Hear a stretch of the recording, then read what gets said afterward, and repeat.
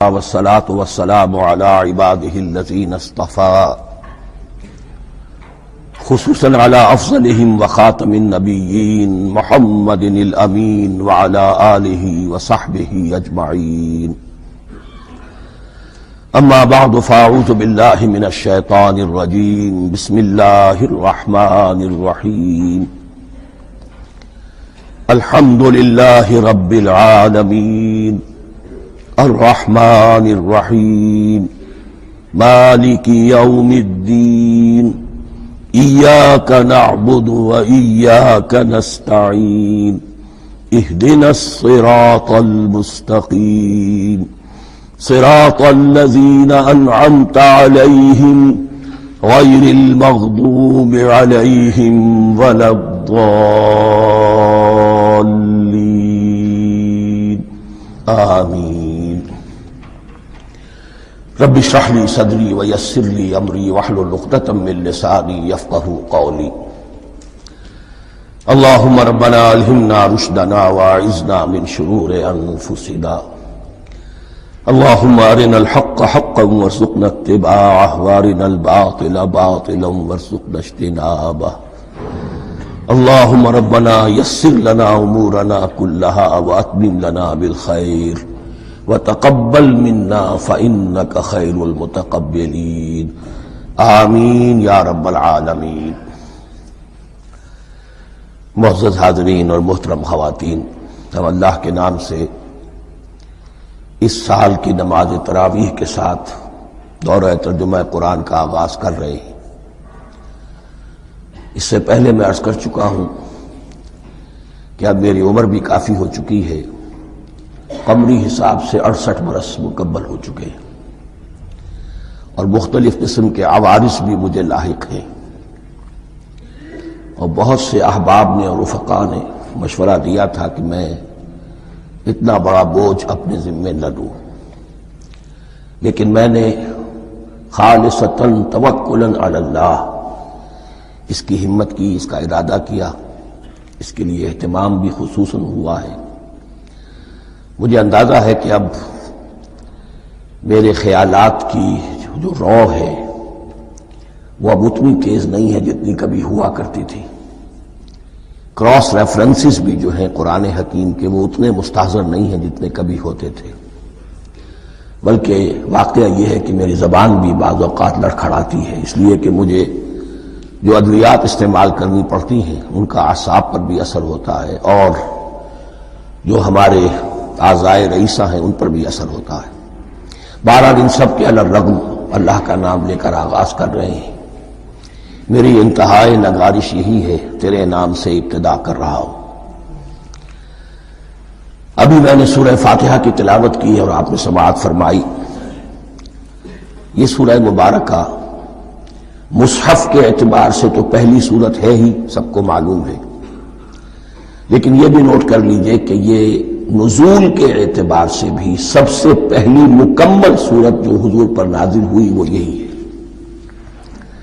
اس سے قبل متفرق آیات نازل ہوئیں. 5 آیتیں سورہ علق کے آغاز میں، کچھ آیتیں سورہ قلم یا سورہ نون کے آغاز میں، کچھ آیتیں سورہ مزمل کی ابتدا کی، کچھ آیتیں سورہ مدثر کے آغاز کی. 5ویں وحی تقریباً اس پر اجماع ہے کہ یہ سورۃ الفاتحہ کی ہے، اور یہ مکمل سورت ہے جو حضور پر نازل ہوئی. سورۃ الفاتحہ کے معنی ہوئے افتتاحی سورت. فتح یفتح کے معنی ہے کھولنا. مفتاح کنجی کو کہتے ہیں، چابی کو. تو یہ اوپننگ سورہ آف دی قرآن، قرآن حکیم کی افتتاحی سورت. ویسے جیسا کہ میں تعارف قرآن کے ضمن میں عرض کر چکا ہوں، عربوں کا یہ مزاج تھا کہ جس چیز سے انہیں خصوصی محبت ہوتی تھی اس کے بہت سے نام رکھتے تھے. اس کے بھی بہت سے نام ہیں. سورۃ الفاتحہ سب سے عام ہے، لیکن الکافیہ، الشافیہ، ام القرآن، اساس القرآن، کم سے کم یہ 4 نام تو میں سمجھتا ہوں کہ ہر مسلمان کو مزید معلوم ہونے چاہیے، اور بھی بہت سے نام.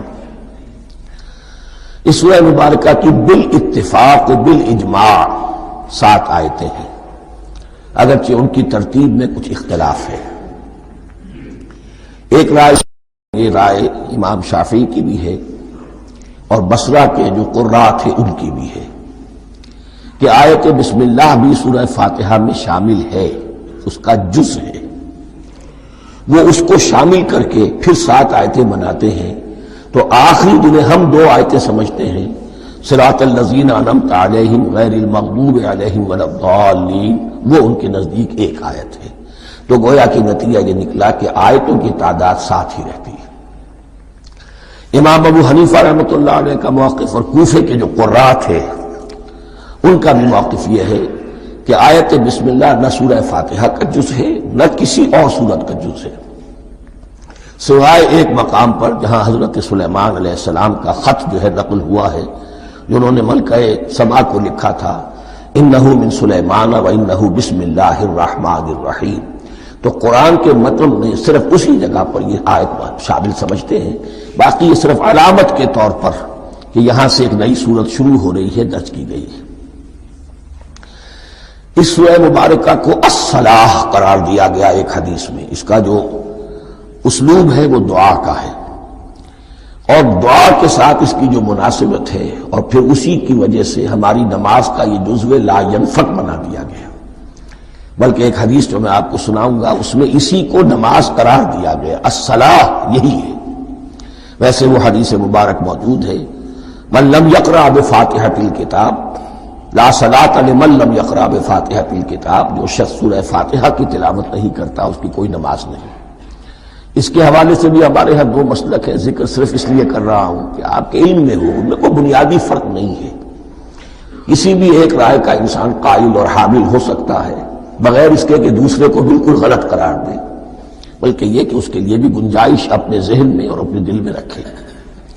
تو ایک رائے یہ ہے کہ یہ میں کیا عرض کر رہا تھا، کوئی بھول گیا ہوں۔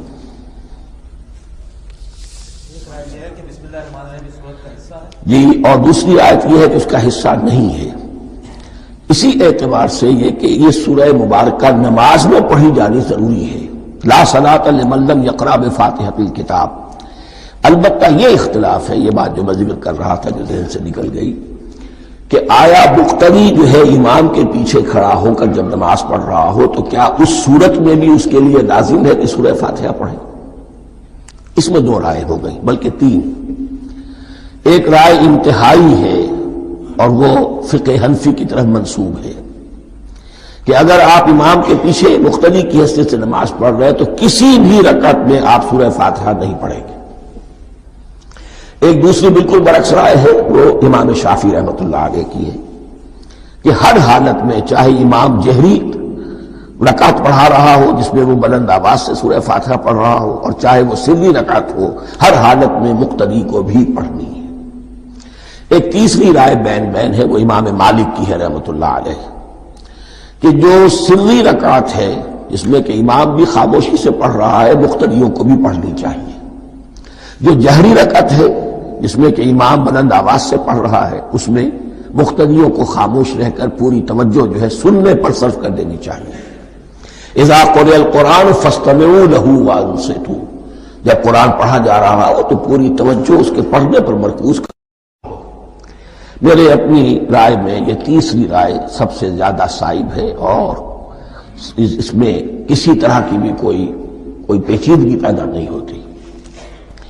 بہرحال اس سورہ مبارکہ کا جو اسلوب ہے میں نے عرض کیا دعائیہ ہے، البتہ قرآن مجید کے علم اور حکمت کے اعتبار سے، اس کے فلسفے کے اعتبار سے ایک بات سمجھ لینی چاہیے۔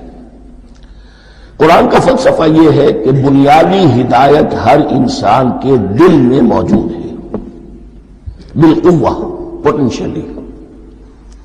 یہ جو قرآن مجید یا اللہ کی کتابیں نازل ہوتی ہیں یہ انہیں ایکٹیویٹ کرتی ہیں، وہ اندر کی جو ڈورمنٹ کانشسنس ہے، خوابیدہ شعور جو ہے اسے بیدار کر کے اور پھر یہ کہ اسے اجاگر کرتی ہیں۔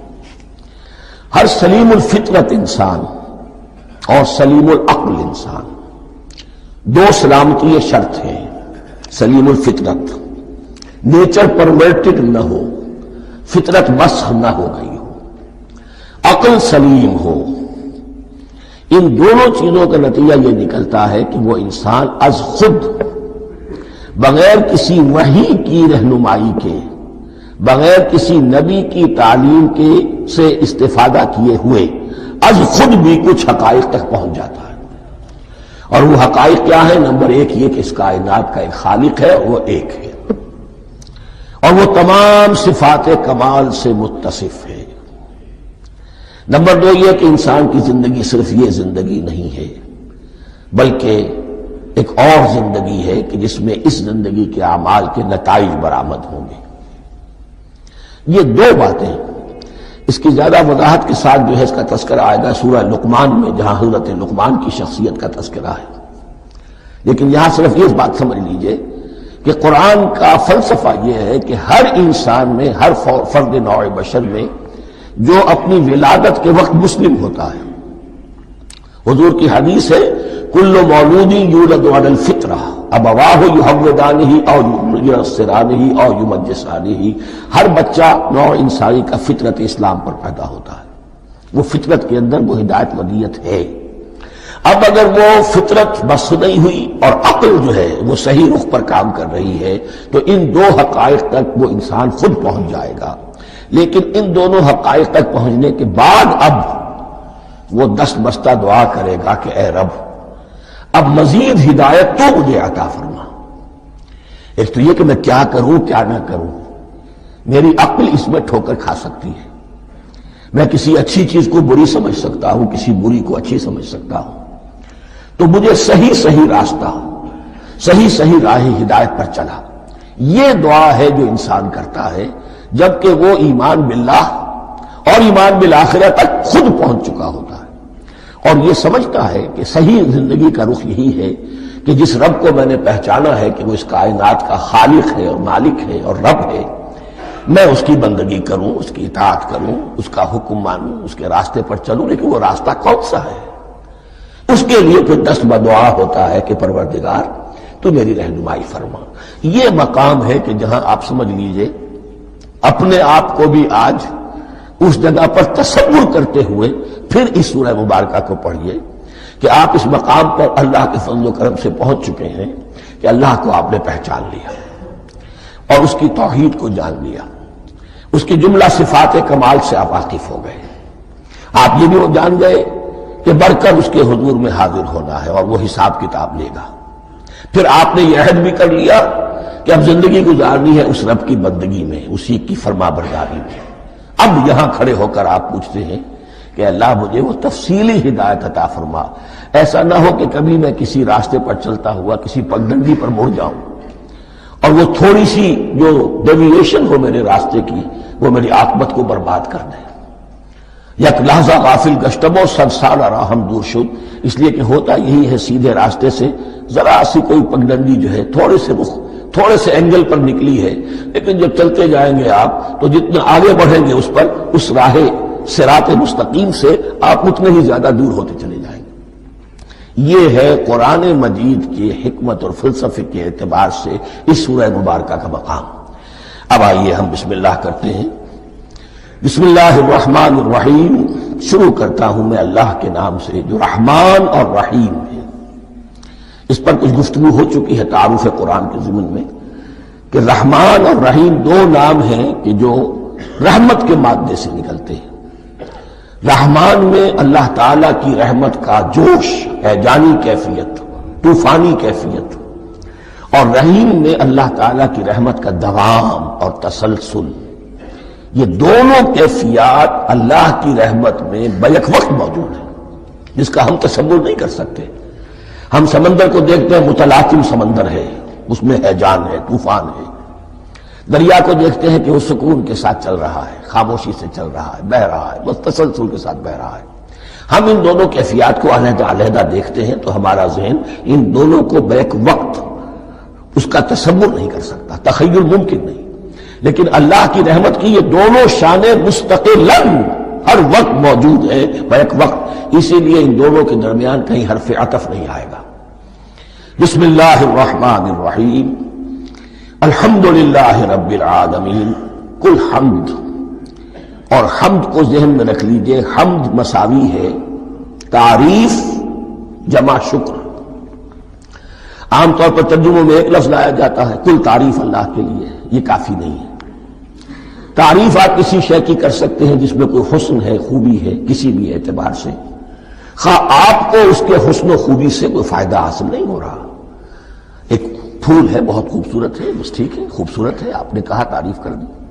شکر کرتے ہیں آپ اس شے کا جس سے آپ کو کوئی فائدہ پہنچا ہو، استفادہ ہوا ہو، آپ کی کوئی ضرورت پوری ہوئی ہو، آپ کی کوئی مشکل دفع ہوئی ہو۔ اور آپ دیکھیں گے کہ حمد میں یہ شکر کا پہلو غالب ہے۔ جتنی بھی دعائیں ہیں حضور سے منقول، شکر کے مقام پر وہاں حمد آتا ہے۔ بھوک لگی ہوئی تھی، کھانا کھایا، الحمدللہ الذی اطعمنی وسقانی۔ اب یہاں دیکھیے ترجمہ، تعریف نہیں، شکر ہے اس اللہ کا جس نے مجھے کھلایا اور پلایا۔ آپ بیت الخلاء سے باہر آئے، نجاستیں آپ سے دور ہو گئی، طبیعت میں انشراح ہوا، الحمدللہ الذی اذھب عنی الاذی وعافانی۔ وہ شکر ہے اس اللہ کا جس نے اذیت بخش چیزیں مجھ سے دور کر دی اور مجھے عافیت بخشی۔ تو یہ الحمدللہ رب العالمین، اللہ تعالیٰ کا حسن و کمال اور حسن و جمال اپنی جگہ بھی اس انتہا کا ہے کہ جتنی تعریف اس کا حق ہے ہم کر ہی نہیں سکتے، لیکن اس کے احسانات اور انعامات ہم پر اتنے ہیں کہ ہم ان کو بھی گن نہیں سکتے۔ لہذا ایک ہی احصاء ہم نے کر دیا الف لام کے ساتھ، الحمدللہ رب العالمین۔ تمام تعریفیں اور کل شکر اللہ کے لیے ہیں کہ جو تمام جہانوں کا پروردگار ہے، رب ہے، مالک ہے۔ رب میں ایک مفہوم ہوتا ہے ربوبیت کا، اور اس میں مفہوم شامل ہوتا ہے تربیت کا، ربیانی صغیرہ۔ تو مالک ہونا اور تربیت دینا، آپ جس شے کے مالک ہوں گے آپ چاہیں گے اس میں بڑھوتری ہو، اس میں اضافہ ہو، نشو و نما پائے۔ تو یہ دونوں چیزیں آپس میں ایک دوسرے کا جڑی ہوئی ہیں، پروردگار بھی اور مالک بھی۔ عام طور پر عربی میں رب کا لفظ مالک کے لیے آتا ہے، رب البیت، رب الدار، رب المال۔ تو معلوم وہاں پر ظاہر بات ہے کہ اس سے مراد کیا ہے، مال والا، گھر والا، گھر کا مالک۔ تو کل شکر اور کل تعریف اس اللہ کے لیے ہے جو تمام جہانوں کا مالک بھی ہے اور پروردگار بھی ہے۔ الرحمن الرحیم، رحمان ہے اور رحیم ہے۔ اب دوبارہ اس کی میں وضاحت نہیں کروں گا۔ مالک یوم الدین، یوم دین کا مختار مطلق ہے۔ دین عربی زبان میں کہتے ہیں بدلے کو، دناہم کما دانو، کما تدینو تو دانو، یہ کہاوت ہے۔ جیسے اردو میں ہم کہتے ہیں جیسا کرو گے ویسا بھرو گے، کما تدینو تو دانو۔ تو یہ ہے بدلہ، اس کا بنیادی مفہوم جو ہے وہ بدلہ ہے۔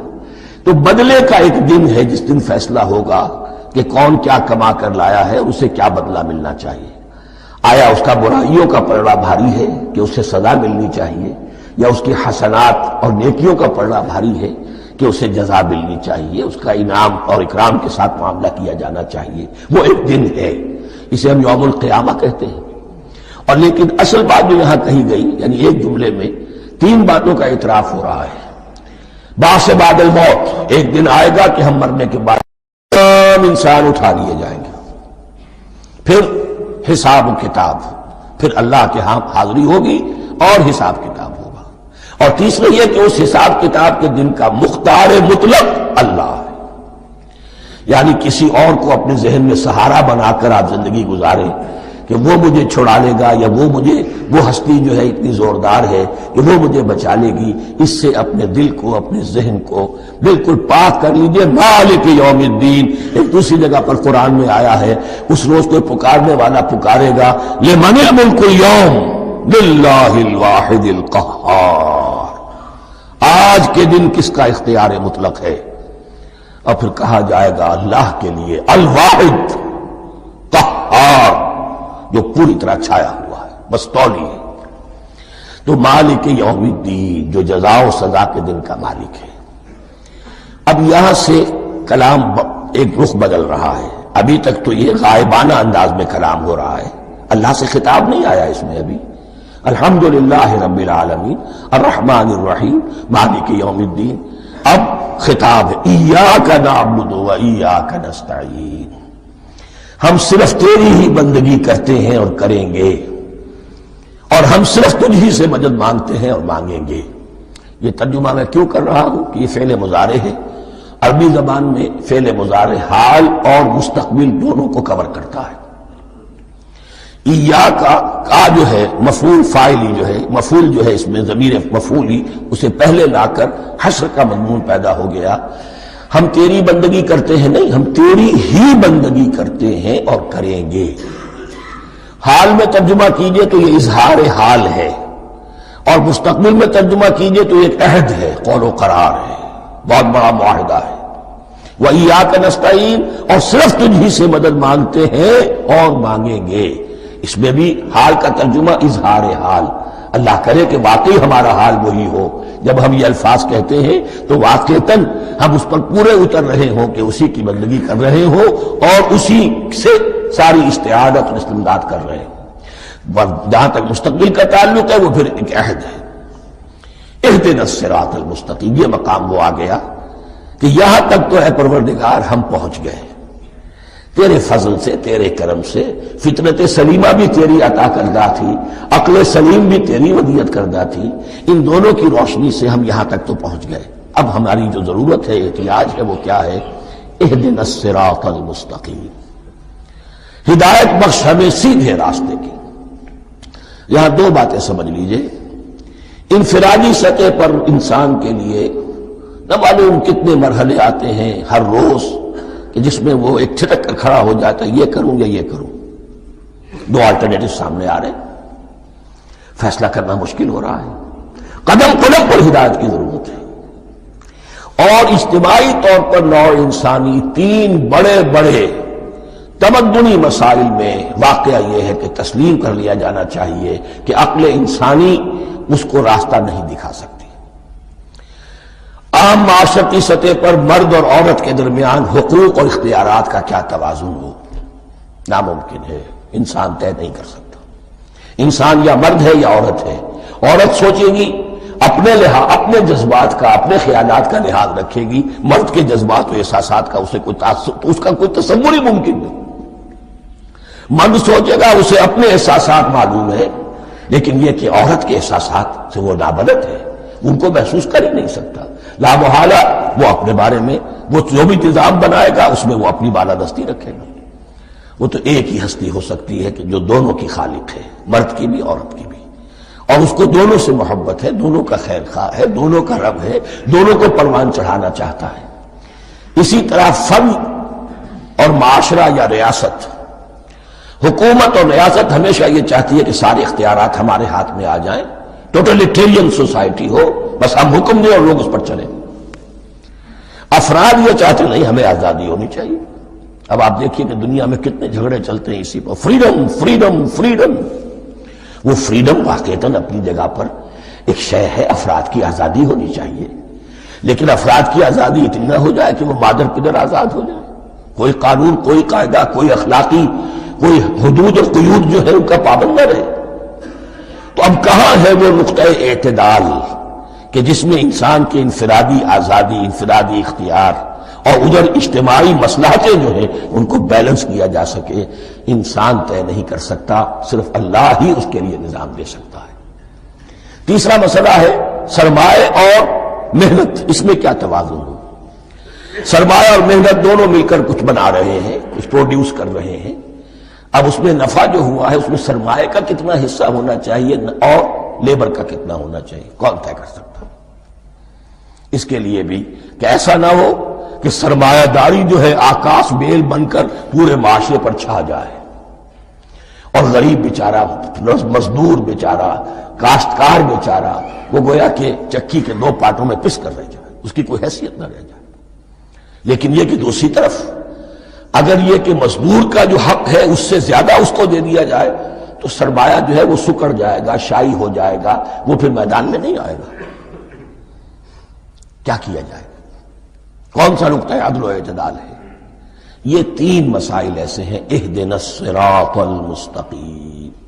تو یوں سمجھیے کہ ایک جو بنیادی ہدایت تھی، ایک اللہ کو پہچان لینا، یہ جان لینا کہ کل حسن و جمال اور تمام انعام و اکرام کا منبع اس کی ذات ہے، وہ رحمان ہے اور رحیم ہے. اور یہ جان لینا کہ مرنے کے بعد جی اٹھنا ہے، حساب کتاب ہے، فیصلہ ہوگا جزا و سزا کا، اور مختار مطلق اس دن کا اللہ ہے۔ پھر یہ عہد کر لینا ایاک نعبد و ایاک نستعین۔ اس کے بعد دعا، پروردگار ہمیں ہدایت پر قائم رکھ، ہماری ہدایت میں اضافہ فرما۔ اس ہدایت کے لفظ کو سمجھ لیجئے، بنیادی ہدایت، تفصیلی ہدایت، قدم قدم پر ہدایت، ہدایت پر ہدایت۔ والذین اہتدوا زادہم ھدی، جو لوگ ہدایت کے راستے پر آتے ہیں اللہ ان کی ہدایت میں اضافہ کرتا ہے۔ تو یہ قدم قدم پر ہمیں ہدایت کی ضرورت ہے اور مرحلہ وار ضرورت ہے۔ ہدایت اس کو بھی کہتے ہیں کہ کسی نے آپ سے کوئی پتہ پوچھا، آپ نے کہا ادھر جانا، پھر دوسری گلی میں مڑنا، پھر جانا دو تین لائٹیں چلے جانا، پھر مڑنا، وغیرہ وغیرہ، یہ بھی ہدایت ہے، نظری طور پر آپ نے بتایا ہے۔ ایک ہدایت یہ ہوئی کہ بھائی میں چلتا ہوں آپ کے ساتھ، میں آپ کو وہاں تک پہنچا دوں گا تاکہ آپ کو دقت نہ ہو، آپ نے منزل تک پہنچا دیا۔ ان دونوں کے درمیان، یہ تو میں نے ایک فرد کی مثال دی ہے، اللہ اور بندے کے درمیان نہ معلوم کتنے مراحل ہیں ہدایت کے۔ تو کسی وقت بھی انسان اپنے آپ کو ہدایت خداوندی سے مستغنا نہیں سمجھ سکتا، اور نہیں تو پروردگار جو ہدایت دی ہے اس کو ہدایت پر قائم رکھ۔ کیا پتا شیطان کا کوئی حملہ، کیا پتا ہمارے نفس کی کوئی شرارت کسی ایسے رخ پر ہمیں ڈال دے کہ اب تک کی ساری کمائی بھی ضائع ہو جائے۔ لہذا یہ نہ سمجھیے کہ جب یہ ساری چیزیں ان کو معلوم تھی، ان چیزوں کا تو اقرار کر رہے تو اب ہدایت کون سی مانگ رہے ہیں؟ تو ہدایت کا تو بڑا میدان کھلا ہوا ہے، اور اس ہدایت کی وہ جو میں نے آخری شکل آپ کو بتائی ہے کہ منزل مقصود تک پہنچا دے، یہ ہدایت بھی قرآن مجید میں اس معنی میں بھی لفظ آیا ہے کہ اہل جنت جب جنت میں داخل ہوں گے تو جو ترانہ حمد ان کی زبان پر اس وقت ہوگا وہ کیا ہے؟ الحمدللہ الذی ہدانا لہذا وما کنا لنہتدی لولا ان ہدانا اللہ۔ کل شکر اس اللہ کا جس نے ہمیں یہاں تک پہنچا دیا، ہدایت دی یہاں تک پہنچا دیا، اور ہم ہرگز نہ پہنچ پاتے، ہم ہرگز ہدایت یافتہ نہ ہو سکتے اگر اللہ ہی ہمیں ہدایت نہ دیتا۔ اہدنا الصراط المستقیم، سیدھا راستہ، صراط الذین انعمت علیہم، اب اس کی مزید وضاحت ہے، راستہ اس کا ان لوگوں کا جن پر تیرا انعام ہوا۔ یہ کون لوگ ہیں؟ اس کی وضاحت آپ کو ملے گی سورہ نساء میں، من یطع اللہ والرسول فاولئک مع الذین انعم اللہ علیہم من النبیین والصدیقین والشہداء والصالحین۔ چار طبقات ہیں منعم علیہم جن پر اللہ کا انعام ہوا ہے۔ چوٹی پر انبیاء کرام، اس کے بعد صدیقین کرام، اس کے بعد شہداء عظام، اس کے بعد عام صالح مسلمان، صالح ہو۔ یہ بیس لائن ہے، اس سے اوپر کا درجہ شہداء کا ہے، اس سے اوپر کا درجہ صدیقین کا ہے، اور پھر کا درجہ انبیاء کا ہے۔ انبیاء میں سے پھر وہ بھی ہوتے ہیں کہ جو اولو العزم میں من الرسل ہیں، لیکن یہ چار طبقات ہیں، ان کے راستے پر ہمیں چلا۔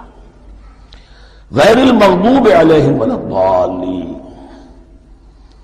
جو مغضوب علیہم نہیں ہوئے، جن پر تیرا غضب نہیں ہوا، اور غضب ہوتا ہے ان پر کہ جو ہدایت کے واضح ہونے کے بعد ہدایت کو ترک کر دیں، وہ ہے مغضوب علیہم۔ جنہیں ہدایت مل گئی ہو، ہدایت کو پہچان لیا ہو، پھر اپنی شرارت نفس کی وجہ سے، اپنی نفسانیت کی وجہ سے، اپنے تکبر کی وجہ سے، اپنے حسد کی وجہ سے وہ اس حق کو رد کر دیں، اس کو ترک کر دیں، ان پر اللہ کا غضب آتا ہے۔ اور اس میں اس کی بہت بڑی مثال تاریخ کے اعتبار سے یہودی ہے۔ اللہ نے انہیں ہدایت دی، کتابیں عطا کی، تورات، انجیل، زبور، سینکڑوں نبی ان میں مبعوث کیے، 1400 برس تک نبوت کا تار ٹوٹا ہی نہیں، مسلسل۔ ابتدا میں بھی 2 نبی، موسیٰ اور ہارون، اور اختتام پر بھی 2 نبی، عیسیٰ اور یحییٰ علیہ السلام، اور ان کے مابین کوئی لمحہ نہیں آیا ہے تاریخ بنی اسرائیل میں جبکہ کوئی نہ کوئی نبی موجود نہ ہو۔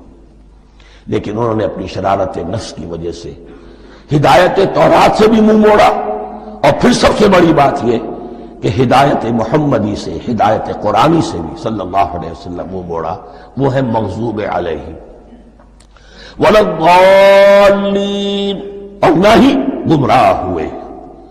یہ لفظ جو آتا ہے عربی زبان میں گمراہ کا بھی ہے اور تلاش حق میں بھٹکنے والے کا بھی ہے۔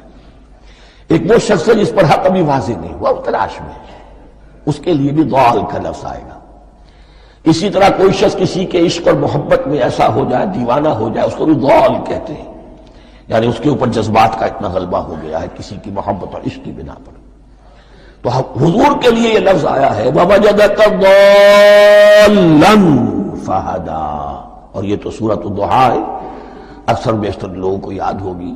تو یہ جو ضال کا لفظ ہے، اس میں سمجھ لیجئے ضروری نہیں ہے کہ وہ گمراہ ہو، بلکہ وہ بھی کہ جو ابھی راہ ہدایت کی طلب میں اس کے حصول کے لیے اس کی تلاش میں کوشاں ہے، اور وہ بھی کہ جو کسی مغالطے کی وجہ سے حق سے منحرف ہو جائے۔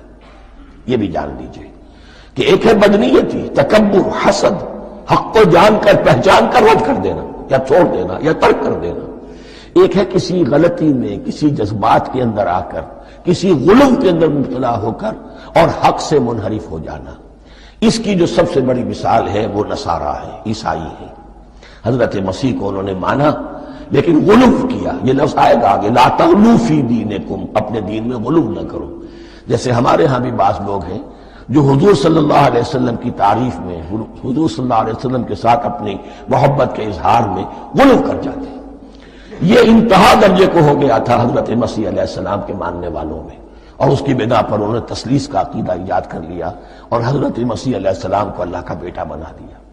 تو اس کی سب سے بڑی مثال ضالین کی اس اعتبار سے کہ ہدایت پانے کے بعد کسی بدنیتی سے نہیں بلکہ کسی اچھے جذبے میں غلو کی وجہ سے، رسول سے محبت کرنا تو اچھا جذبہ ہے لیکن یہ محبت بھی ایک حد میں رہنی چاہیے، غلو کرے گی تو ظاہر بات ہے کہ اس کے بعد وہ گمراہی کی طرف لے جائے گی۔ تو یہ ہے اس سورہ مبارکہ کا ترجمہ، اور اس کے بعد آخر میں آمین کہنا یہ مسنون بھی ہے، کہنا چاہیے۔ البتہ اختلاف یہاں بھی صرف اتنا ہے کہ نماز میں جب آپ امام کے ساتھ ہیں، وہ اگر جہری قرات کر رہا ہے تو آیا اس کے بعد آپ کو بھی بالجہر کہنا ہے آمین یا نہیں کہنا، یہ اختلاف ہے، ان میں کوئی فرق واقع نہیں ہوتا۔ یہ چیز متفق علیہ کہ کہنا ہے آمین، بلکہ یہ آمین تو یہودیوں میں ہے، یہ آمین جو ہے یہ عیسائیوں میں بھی ہے۔ ان کی بھی جو پریئر، لارڈس پریئر ہے، اس کے بعد آمین، وہ آمین کہتے ہیں، وہ فرق وہ لفظ ایک ہی ہے، اس لیے کہ عبرانی زبان اور عربی زبان، یا تو ہم یہ کہہ سکتے ہیں کہ دونوں بہنیں ہیں، کوئی ایک مشترک زبان تھی ان کی ماں جس کی یہ دو بیٹیاں ہیں، اور یا یہ کہنا پڑے گا کہ عربی زبان کی ماں جو ہے وہ عبرانی زبان ہے۔ بہرحال بڑا قریبی رشتہ عربی کا اور عبرانی کا ہے، اس اعتبار سے وہ آمین۔ اب آپ کو معلوم ہے ہم السلام علیکم وہ کہتے ہیں، وہ سلام کہتے ہیں، فرق کیا ہے؟ وہ تو تلفظ کا فرق ہے۔ اسی طریقے سے اور بہت سے الفاظ ہیں، میں بعد میں بتا۔ اب میں اس سورہ مبارکہ کے بارے میں خاص حدیث آپ کو سنانا چاہتا ہوں، اور اسی سے در حقیقت جو امام ابو حنیفہ کا موقف ہے رحمۃ اللہ علیہ، اس کی حقانیت مزید مبرہن ہو جائے گی۔ یعنی کیا کہ آیت بسم اللہ سورہ فاتحہ کا جز نہیں ہے، سورہ فاتحہ الحمدللہ رب العالمین سے شروع ہوتی ہے۔ وہ میں آپ کو بتانا بھول گیا کہ جن کے نزدیک یہ سورت کا جز ہے وہ پھر جہری قرات میں بسم اللہ الرحمن بھی بلند آواز سے کہیں گے، اور جن کے نزدیک سورہ فاتحہ کا جز نہیں ہے وہ نہیں کہیں گے، وہ الحمدللہ رب العالمین سے قرات کریں گے۔ تو کوئی فرق نہیں ہے بنیادی۔ یہ حدیث جو ہے یہ مسلم شریف میں ہے اور حدیث قدسی ہے، اس کے راوی حضرت ابو ہریرہ ہے رضی اللہ تعالی عنہ، اور اس حدیث نے اس سورت کے مضامین کا نہایت عمدہ تجزیہ کر دیا ہے۔ حدیث کے الفاظ سن لیجئے، قسمت الصلاۃ بینی و بین عبدی نصفین۔ اللہ تعالیٰ فرما رہے ہیں، حدیث قدسی ہے، میں نے نماز کو، صلاۃ کو اپنے اور اپنے بندے کے درمیان آدھا آدھا تقسیم کر لیا، فنصفها لی ونصفها لعبدی، اس کا نصف جو ہے وہ میرے لیے ہے اور نصف جو ہے وہ میرے بندے کے لیے ہے، وَلِعَبْدِي مَا سَأَلَ، اور جو میرے بندے نے مانگا میں اسے دوں گا، میرا وعدہ ہے یا میں نے اسے دیا۔ اس کے بعد اس کی تفصیل آتی ہے، اذا قال العبد، جب بندہ کہتا ہے الحمدللہ رب العالمین، قال اللہ حمدنی عبدی، جب بندہ کہتا ہے الحمدللہ رب العالمین، اللہ فرماتا ہے میرے بندے نے میری حمد کی۔ وَإِذَا قَالَ الرحمن الرحیم، قال اللہ اسمع علی عبدی، جب بندہ کہتا ہے الرحمن الرحیم، اللہ فرماتا ہے میرے بندے نے میری ثنا کی۔ وَإِذَا قَالَ مَالِكِ يَوْمِ الدِّينِ قال اللہ تعالی مجدنی عبدی، میرے بندے نے میری تمجید بیان کی، میری بزرگی بیان کی۔ اب یہ تین آیتیں ہو گئیں، تینوں میں اللہ کی حمد ہے، ثنا ہے، تمجید ہے۔ یہ تین آیتیں خالص اللہ کے لیے ہو گئی۔ اب چوتھی آیت آئی، ایاک نعبد و ایاک نستعین۔ اس کے بارے میں جب بندہ کہتا ہے اذا قال العبد ایاک نعبد و ایاک نستعین، قال اللہ تعالی ھذا ما بینی و بین عبدی ولعبدی ما سأل، یہ میرے اور میرے بندے کے درمیان ہے۔ یہ تو یوں سمجھیے کہ یہ گرا لگ گئی ہے میرے اور میرے بندے کے مابین۔ اس نے مجھ سے قول و قرار کیا ہے، اس نے میری بندگی کا اعتراف کیا ہے، اس نے تسلیم کیا ہے کہ میری ہی بندگی کرتا ہے اور کرے گا، اور مجھ سے مدد چاہیے ہے۔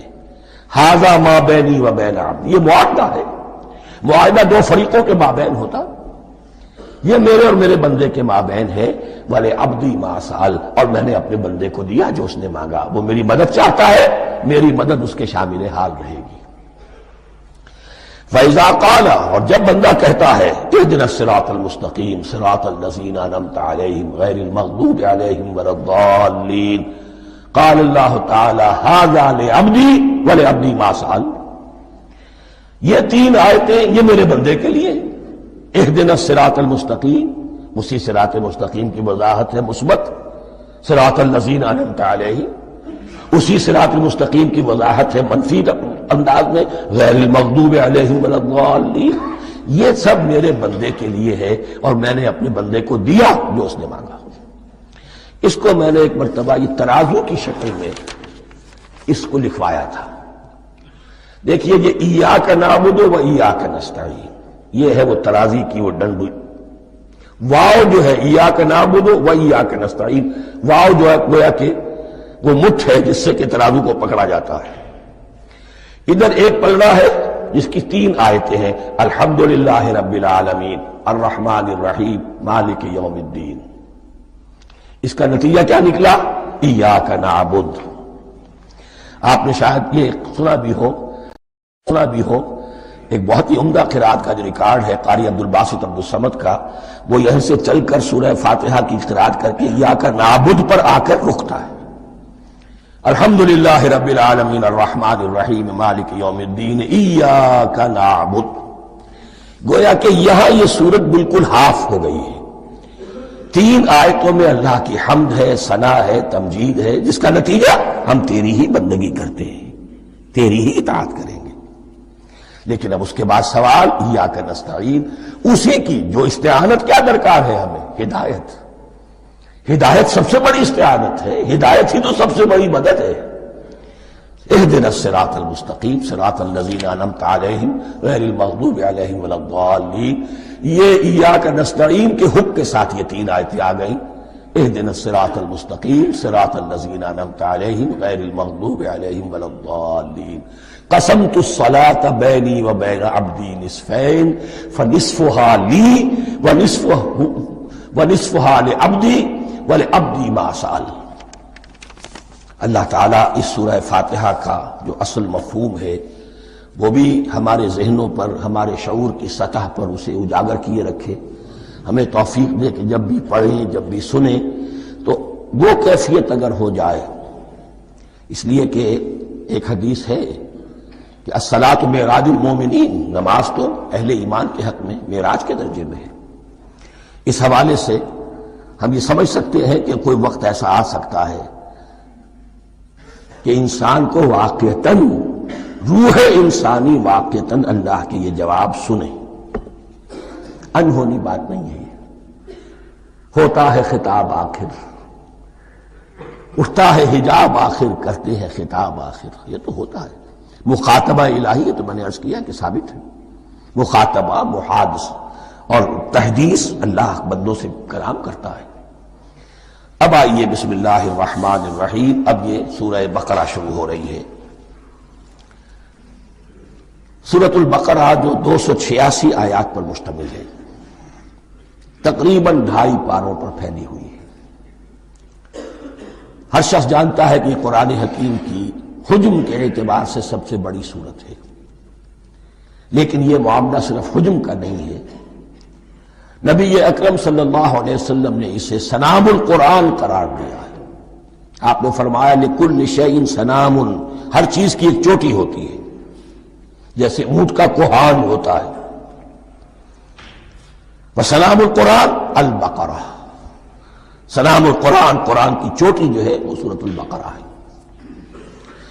یہ نوٹ کر لیجئے جو میں نے کل آپ کو جو مختلف مکی اور مدنی صورتوں کے گروپوں کے بارے میں بتایا تھا کہ یہاں سے اب پہلی منزل بھی شروع ہو رہی ہے اور پہلا گروپ بھی شروع ہو رہا ہے، اور اس کے ساتھ جو اگلی صورت آئے گی وہ اس کا جوڑا ہے، سورہ آل عمران، جس کی سب سے نمایاں علامت یہ نوٹ کیجئے، یہ بھی الف لام میم سے شروع ہوئی، اگلی بھی الف لام میم سے شروع ہوگی۔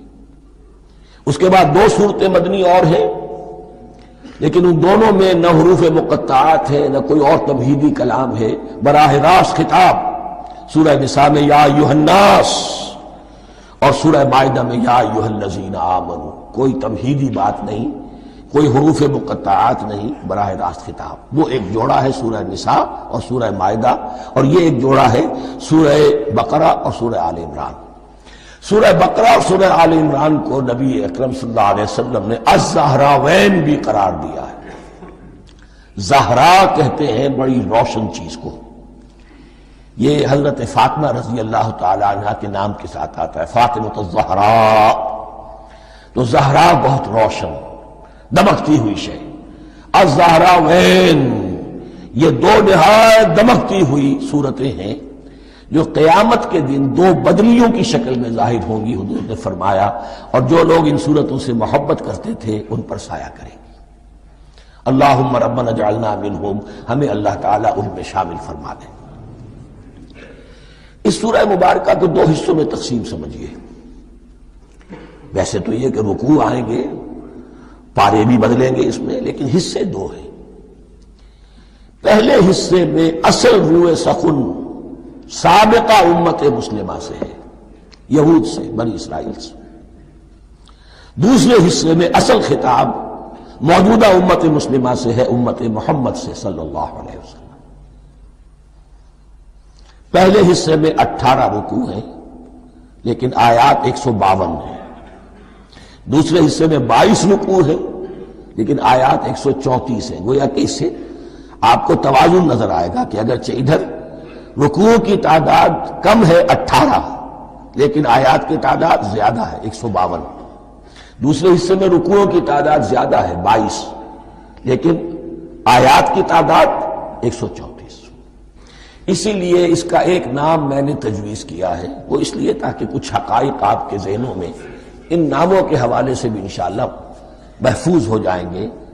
سورۃ الامتین، 2 امتوں کی سورت، اس لیے کہ تقریباً نصف اس کی ساری بحث جو ہے، مرکزی بحث، وہ سابقہ امت مسلمہ بنی اسرائیل، اور دوسرا نصف اس میں سارا خطاب وہ ہے موجودہ امت مسلمہ یعنی امت محمد صلی اللہ علیہ وسلم۔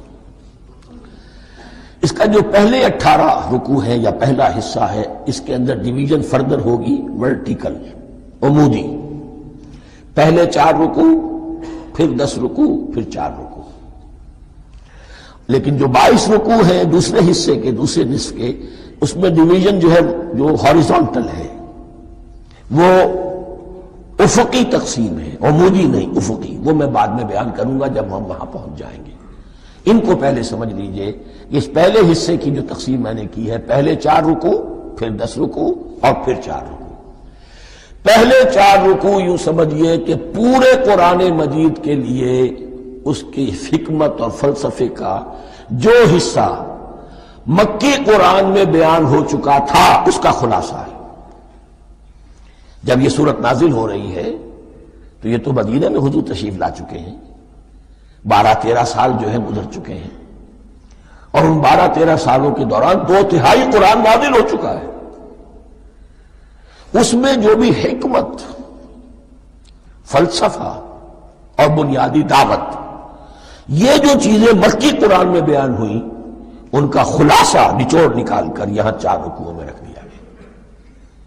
اگرچہ ان میں بھی جب گہرائی میں آپ دیکھیں گے تو روح سخن جو ہے وہ بنی اسرائیل کی طرف ہے، وہ میں بعد میں عرض کروں گا، لیکن اضافی طور پر یہ سمجھ لیجئے کہ پورے مکی قرآن کے حکمت اور پیغام کا خلاصہ ان 4 رکوعوں میں۔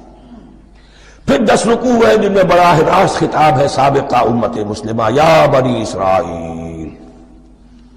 اس کے بھی 2 حصے ہیں۔ پہلے ایک رکوع میں دعوت ہے، بڑا انداز اس کا بڑا پیارا ہے، اس میں دعوت ہے، ایمان لاؤ محمد پر صلی اللہ علیہ وسلم۔ اور اس کے بعد 9 رکوع ہیں ملامت کے، ملامت، تنقید، تم نے یہ کیا اور یہ کیا اور یہ کیا، ہم نے یہ احسان کیے، یہ احسان کیے، یہ احسان کیے، تم نے یہ ناشکری کی، یہ ناشکری کی، یہ ناشکری کی۔ اور اس سب کا نتیجہ آخری 4 رکوعوں میں ہے کہ اب تمہیں اس منصب سے معزول کیا جا رہا ہے جس پر تم 2000 برس تک 2000 برس تک فائز رہے ہو، اور تمہیں ہٹا کر اب ایک نئی امت محمد کی شکل میں جو وجود میں آ چکی ہے صلی اللہ علیہ وسلم، اسے اس پر فائز کیا جا رہا ہے۔ اور اس کی علامت کے طور پر اسے میں کہا کرتا ہوں کورونیشن، تاج پوشی۔ ایک امت معزول، دوسری امت اس کا نصب ہو رہا ہے، اس کی تاج پوشی کے لیے سمبل، علامت کیا ہے؟ قبلہ تحویل۔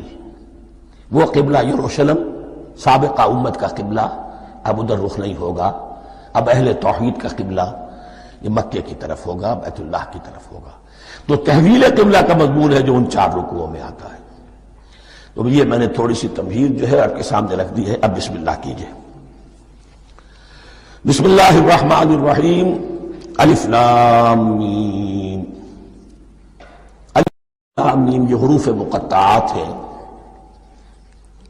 یہ علیحدہ علیحدہ پڑھے جاتے ہیں، علم نہیں پڑھ سکتے اس کو۔ الف لام میم، ہا میم ہے، ہا علیحدہ میم علیحدہ، اگرچہ لکھے ہوئے ہوتے ہیں جڑے ہوئے، کاف ہا یا عین صاد لکھے ہوئے جڑے ہوئے، پڑھے جائیں گے علیحدہ علیحدہ، قطع علیحدہ کرنا۔ تو حروف مقطعات، ان کے بارے میں ایک بات تو جو ہے اجماعی ہے، سب کے نزدیک مسلم ہے، ان کا کوئی حتمی مفہوم اور ان کے حتمی معنی کسی کو معلوم نہیں سوائے اللہ اور اس کے رسول کے۔ اس معنی میں یوں بھی کہا گیا یہ کوڈ ورڈز ہیں،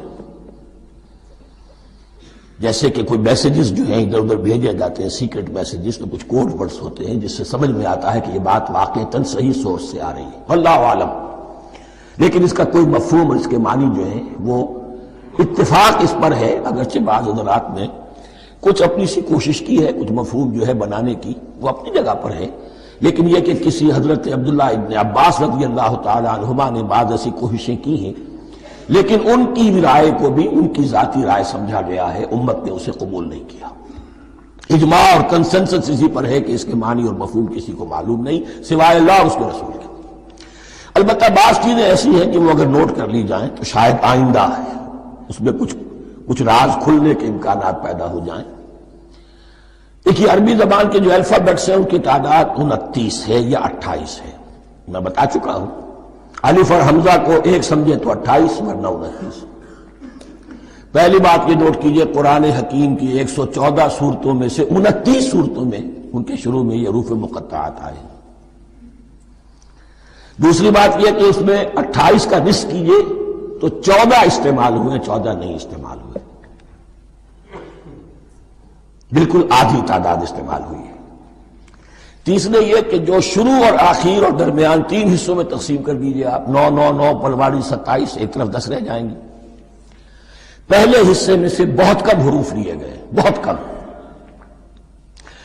آخری حصے کے تقریباً تمام حروف ہیں، تقریباً۔ درمیانی حصہ وہ ہے کہ جس میں آپ نے دیکھا ہے کہ عربی میں جوڑوں کی شکل میں ہے، صاد ضاد، فرق کیا ہے نقطے کا، سین شین، فرق کیا ہے نقطوں کا، را زا، فرق کیا ہے نقطے کا۔ تو جو بھی نقطے والا لفظ ہے وہ نہیں لیا گیا، اور جو بغیر نقطے کے غیر منقوط ہے وہ لیا گیا۔ پھر اس میں 3 صورتیں ہیں جن میں ایک ایک حرف آیا ہے، سورہ قاف، سورہ نون، سورہ صاد۔ پھر صورتیں ہیں جن میں 2 آئی ہیں، جن میں 3 آئے ہیں، پھر 4 آئے ہیں، 2 ہی صورتیں ہیں جن میں 4 ہیں، اور 2 ہی صورتیں جن میں 5 ہیں۔ تو یہ ہے صرف یوں سمجھئے کہ اعداد و شمار۔ اس کے حوالے سے کچھ آدمی غور کرے تو شاید کوئی بات نکلے۔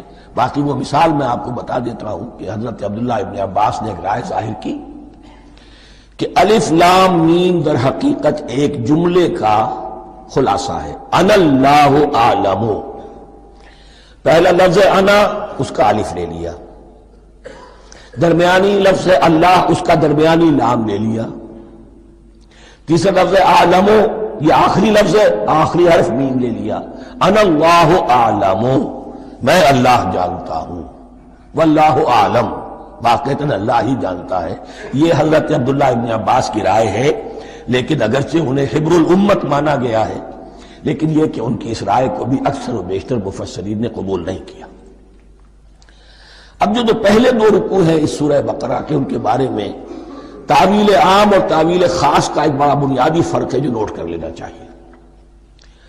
جس وقت یہ سورت نازل ہو رہی ہے، میں عرض کر چکا ہوں کہ 12 سال ہو چکے تھے حضور کو اپنا فریضہ نبوت و رسالت ادا کرتے ہوئے۔ ایک جماعت اچھی بھلی تیار ہو چکی تھی جنہوں نے حضور کی دعوت پر لبیک کہا، ایمان لائے اور آپ کی تعلیمات پر عمل کیا۔ وہ ایک گروہ موجود تھا، یہ ابو بکر ہے، یہ عمر ہے، یہ عثمان ہے، یہ طلحہ ہے، یہ زبیر ہے، یہ عبد الرحمن ابن عوف ہے، یہ مصعب بن عمیر ہے، دیکھ لو۔ اور ایک گروہ وہ تھا کہ جو حق کو جان کر پہچان کر محض اپنی ضد اور حق درمی کی باعث وہ کفر پر آ گیا تھا۔ اور اب ایک تیسرا گروہ پیدا ہو رہا تھا مدینے میں آ کر، وہ ابھی ایمبریونک سٹیج میں ہے، کہ جو داعی ہے، مدعی ہے کہ ہم مانتے ہیں لیکن حقیقت میں نہیں مانتے۔ یہ 3 قسم کے گروہ دنیا میں ہمیشہ پائے جائیں گے، ہمیشہ۔ اب اسے میں اس کو لا رہا ہوں تعویل عام کی طرف۔ جب بھی کبھی کوئی دعوت اٹھے گی انقلابی، ایک ہوتا ہے واعظ و نصیحت، ٹھیک ہے، جس نے بھی فائدہ اٹھایا اٹھا لیا۔ ایک ہوتی ہے دعوت انقلابی، وہ انقلابی دعوت کا ہدف ہوتا ہے نظام کو بدلنا۔ نظام بدلتا ہے تو ظاہر بات ہے کہ جو لوگ اس نظام میں جن کے ویسٹڈ انٹرسٹ ہیں اور جن کو پریولیجز حاصل ہیں، جن کے مفادات ہیں، وہ تو لازماً اپنے نظام کا تحفظ کریں گے۔ ٹکراؤ ہوگا، تصادم ہوگا، تصادم میں جانی نقصان بھی ہوگا، مالی نقصان بھی ہوگا۔ یہ گویا کہ کسی انقلابی دعوت کے لوازم ہیں۔ اگر یہ شے نہ ہو تو ان دعوت انقلابی ہے ہی نہیں۔ اس اعتبار سے ہر انقلابی دعوت کے جواب میں 3 طبقے پیدا ہو جاتے ہیں۔ ایک وہ کہ جو اس دعوت کو قبول کرتے ہیں دیانت کے ساتھ، خلوص کے ساتھ، اخلاص کے ساتھ، اور پھر پوری جواں مردی کا ثبوت دیتے ہیں، ہر چہ بعد آباد، اب جو آئے سو آئے، جان دینی پڑے حاضر ہیں، مال دینا پڑے حاضر ہیں، کوئی تکلیف آئے، کوئی مشقت آئے، کوئی مصیبت آئے، کوئی قربانی کرے، حاضر۔ جب پکارا گیا، واپس نہیں پھیرا کوئی فرمان جنوں کا، اور تنہا نہیں لوٹی کبھی آواز جرس کی۔ خیریت جا راحت تن صحت داما، سب بھول گئی مصلحتیں اہل ہوس کی۔ ایک وہ لوگ ہوتے ہیں، ایک وہ لوگ ہوتے ہیں کہ جو اڑ جاتے ہیں ضد پر، ہٹ درمی پر، ماننے کے باوجود، جاننے کے باوجود کہ بات تو ٹھیک ہے جو کہہ رہے ہیں، کیسے مان لیں؟ ہماری سیادت، ہماری چودراہٹ، ہمارے مفادات، ہمارے یہ ساری چیزیں ان سب کے اوپر زد پڑ رہی ہے۔ یہ لوگ اڑ جاتے ہیں، اور پھر کوئی دعوت، کوئی نصیحت، کوئی مزید افہام و تفہیم ان کے حق میں مفید نہیں ہوتی۔ اس لیے کہ صحیح بات ہے جو کہتے ہیں کہ سوتے کو تو جگایا جا سکتا ہے، جاگتے ہو کیسے جگائیں؟ کوئی سویا ہوا ہے تو آپ اسے جگا دیں گے، جو جاگا ہوا ہے لیکن وہ بنا ہوا ہے، وہ اٹھنے کو تیار ہی نہیں ہے، تو آپ کیسے اٹھا دیں گے اس کو؟ تو جو لوگ جان بوجھ کر حق کو پہچان کر رد کر دیتے ہیں، پھر ان کے حق میں کوئی دعوت، کوئی نصیحت، کوئی تبلیغ، کوئی انذار، کوئی تبشیر مفید نہیں ہوتی۔ تیسرا درجہ ایسے لوگوں کا ہوتا ہے جو یا تو شروع میں آتے ہی شرارت کے ارادے سے ہیں، کوئی مصلحت ہے جس کی وجہ سے اس دعوت کو قبول کر لیا، کوئی ذاتی منفعت ہے جس کے لیے قبول کر لیا، یا یہ کہ شروع میں تو اخلاص کے ساتھ آتے ہیں لیکن جب قربانی دینے کا وقت آتا ہے تو ان کے اندر سیرت و کردار کی وہ مضبوطی نہیں ہوتی کہ ہر چباد آباد، یہ نہیں ہوتی، وہ پھر ڈگمگاتے رہتے ہیں، کبھی کچھ چلے پھر کہیں چھٹک کر رہ گئے، پھر کہیں کچھ چلے پھر چھٹک کر رہ گئے۔ یہ تیسرا طبقہ ہے کہ جو کہتا ہے، دعوی مدعی ہے کہ ہم نے مانا ہے، قبول کیا ہے، بات ٹھیک ہے، کچھ تھوڑا بہت چلتے بھی ہیں لیکن جہاں مشکل آئی چھٹک کر کھڑے ہو گئے، اوندھے منہ گر پڑے۔ یہ تیسرا طبقہ ہے۔ اس کے لیے لفظ ہمارے ہاں منافقین بھی ہے، لیکن اس رکوع میں آ کر ابھی ان 4 رکوعوں میں نہیں بلکہ سورہ بقرہ میں مکمل میں بھی کہیں نفاق کا لفظ نہیں آیا ہے، اس لیے کہ اسے مرض سے تعبیر کیا گیا ہے۔ یہ مرض ہے ایک، اور اس مرض کے ذریعے سے لوگوں کے اندر جو ہے وہ ایک نفاق کا بیج پڑ رہا ہے، جو ظاہر ہوگا تو منافقت پوری کی پوری کھل کر سامنے آ جائے گی۔ روگ ہے انسانی شخصیت کا، اس حوالے سے وہ تیسری، اور یہ چونکہ اہم ترین حصہ تھا اور یہ مرض اب شروع ہو رہا تھا، مدینے میں، مکے میں نہیں تھا، لہذا زیادہ تفصیل سے اس کے بارے میں گفتگو ہوئی۔ اب ان 2 رکنوں کا سلسلے وار مطالعہ انشاءاللہ اس دوسری نشست میں کریں گے۔